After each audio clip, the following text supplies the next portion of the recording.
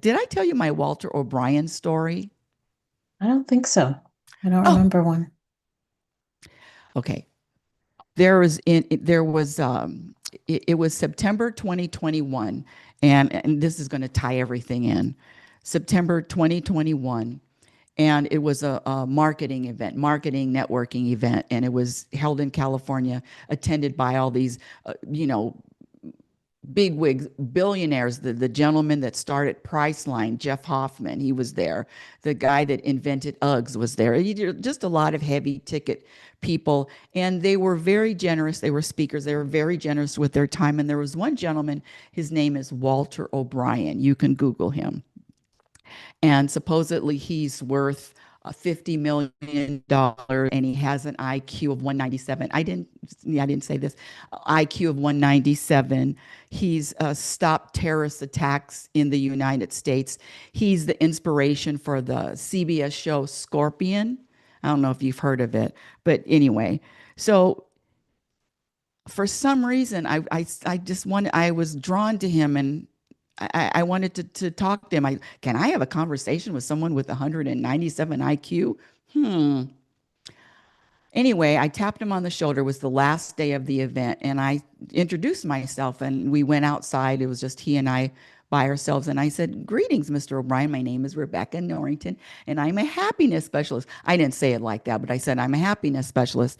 And before I could say anything else, he said, "I would never hire you to work in any of my companies because what you do is toxic." I said, "Toxic?" And you see how your eyebrows went up? Your eyebrows went up because it's a program response.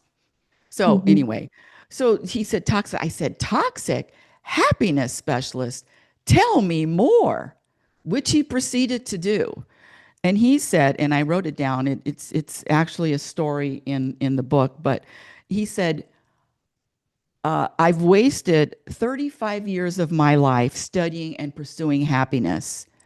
I've contributed zero to the planet. Searching for happiness and inner peace is delusional. What I've accomplished can't be measured.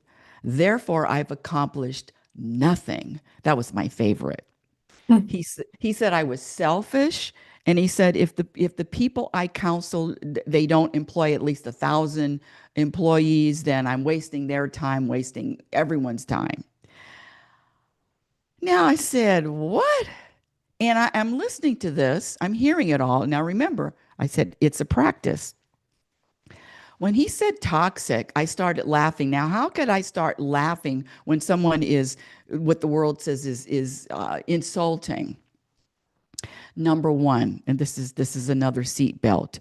Words innately do not have power. I know the program says that words are powerful, energy is powerful, but a man-made word, I'm going to let a word take me here or there. A word, you can't hurt my feelings, you can't offend me. Words are powerless in my life, and it's been a practice because there was a time when you said, "Hey, Rebecca, you look tired." My day would be ruined. But I digress. Number two, so number one, words are innately not powerful. Number two, it's never personal. I don't care what anybody says to you, how they say it, yelling and screaming. It is not personal. This is an impersonal universe. That's another practice. Number three, there are 360 degrees in a circle. And so I say that whenever anything comes up, my practice is to automatically find another perspective. And this man with 197 IQ only has one perspective on happiness. I got him beat on that. Yeah, so just can you find another, scratch that. Practice finding another perspective because the ego and the mind will only give you one perspective if you notice it.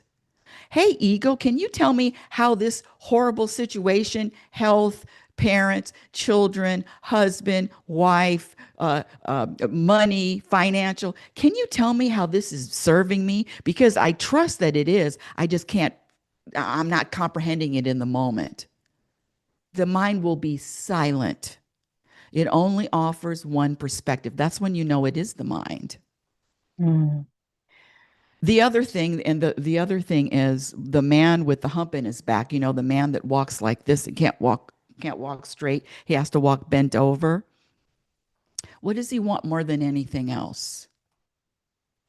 Hmm. To Not be to able to get rid of the stand. hump. Yeah, not to get rid of the hump, not to stand up straight, not to find a woman with the hump.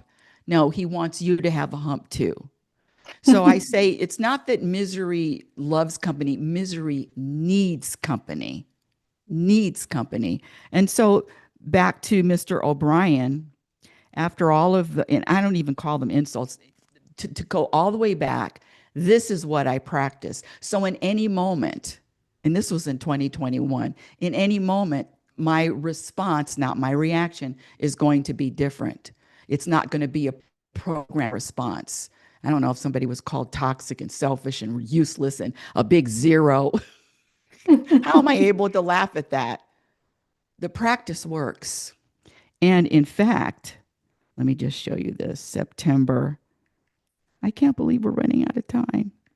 I know. That's why I was like, sometimes we need more than one conversation because this stuff is just so juicy and so full and rich that it It can't fit in is. 1 hour. Okay, here we go. And then after all of that, I asked Mr. O'Brien, can I take a selfie with you? Here Hmm. we are. Oh That's Walter O'Brien. You can Google him. boy. Yeah. And yay, a selfie. So that's the practice in a nutshell. Yeah, definitely